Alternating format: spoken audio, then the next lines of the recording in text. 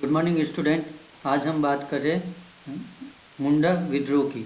मुंडा विद्रोह किस लिए हुआ था, इसका नेतृत्व किसने किया था, इसके परिणाम क्या हुए और भारत में जनजाति या किसान आंदोलन के जो स्वरूप था वो क्या था, उसके बारे में समझेंगे। मुंडा विद्रोह वास्तव में एक अर्ध धार्मिक, राजनीतिक, सशस्त्र, एकनिष्ठ आंदोलन था। इसका उद्देश्य था परंपरागत जो अधिकार थे खेती के, वो उनको मिले।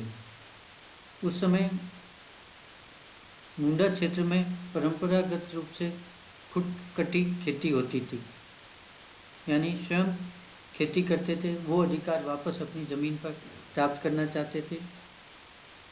डिक्कुओं के अत्याचारों से मुक्ति प्राप्त करना चाहते थे। डिक्कू यानी बाहरी व्यक्ति।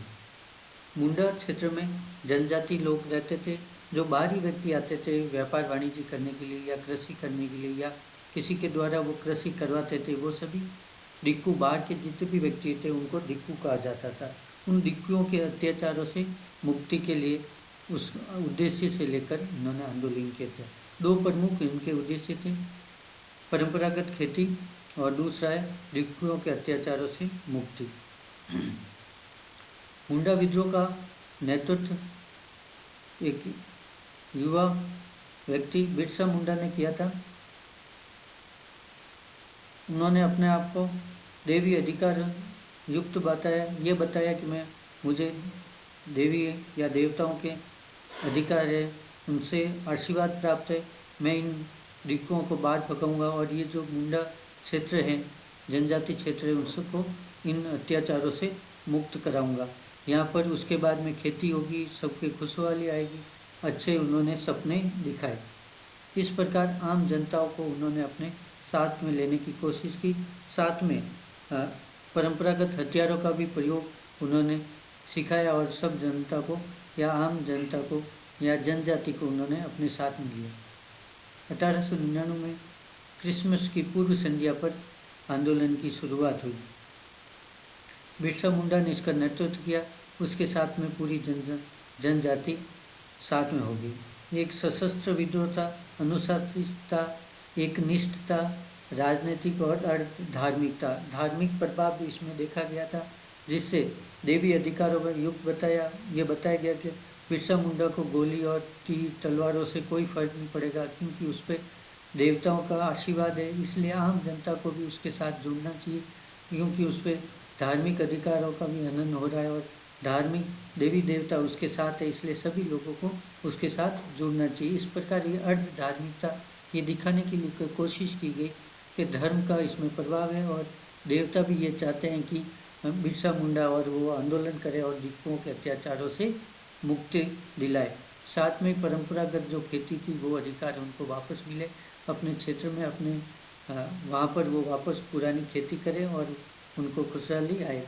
बाहरी व्यक्तियों को वो नहीं चाहते थे, इसलिए उन्होंने एक नारा इस समय बहुत ज़्यादा प्रचलित हुआ था, वो काटों बाबा काटों साहेब काटों, अर्थात कि काटो बाबा काटो सबको, ये जो साहेब लोग हैं उनको काटो, यानी उनको मारो और यहाँ से मार भगाओ और उनके अत्याचारों से मुक्ति है।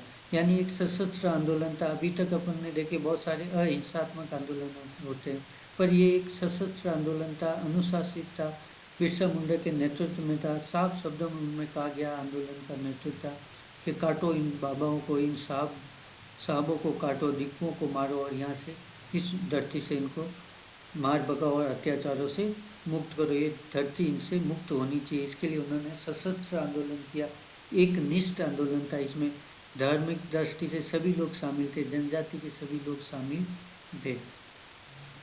पर अंग्रेजों की शक्ति अधिक थी, उनके पास अत्याधुनिक हथियार थे, जबकि मुंडा और उनके साथियों के पास तीर, धनुष और तलवारें आदि थे, परंपरागत हथियार थे। ऐसे में उनको उन बड़े साधन संपन्न अंग्रेजों से लोहा अधिक समय तक ले नहीं पाए और यह आंदोलन था वह असफल हो गया।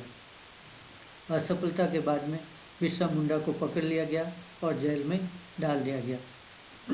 बिरसा मुंडा की जेल में ही मृत्यु हो गई। इस प्रकार ये आंदोलन था जो यहाँ पर समाप्त हो गया।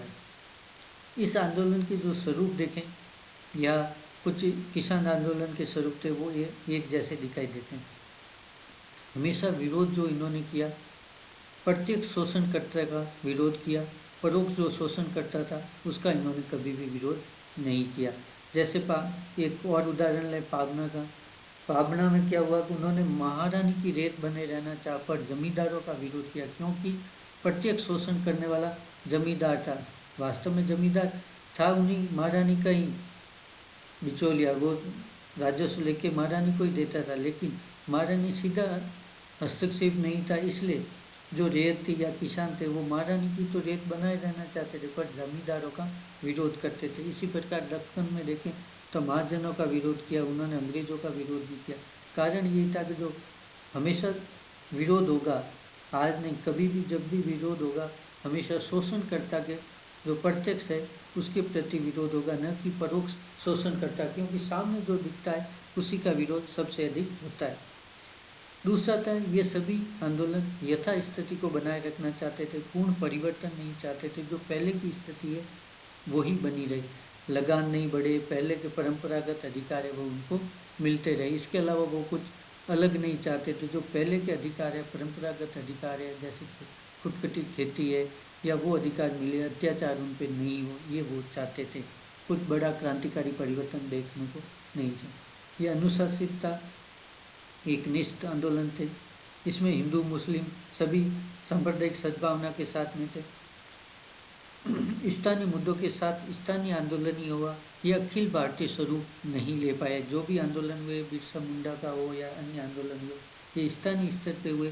साथ में इनका जो स्वरूप था वह स्थानीय था, कभी भी अखिल भारतीय स्वरूप इसमें नहीं ले पाए। यानी स्थानीय स्तर पे ही हुए, वहीं पर आंदोलन हुए, वहीं पर समाप्त हो गए।